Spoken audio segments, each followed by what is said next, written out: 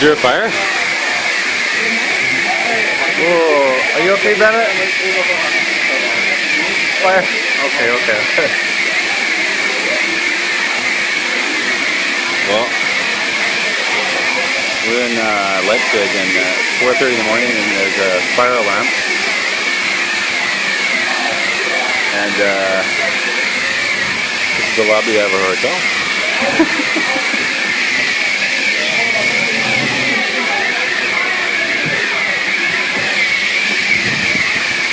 Nice.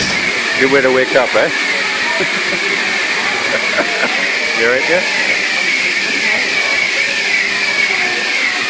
There's the fireman over there, and it looks like the sprinkler system's gone off. I don't smell any fire, but that's okay. I think the building might not burn down, so that should be good.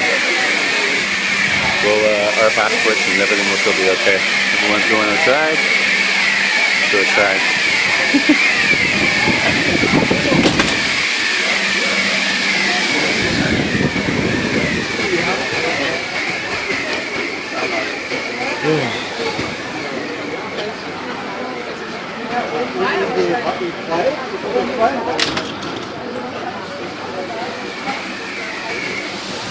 Go back in order warmer.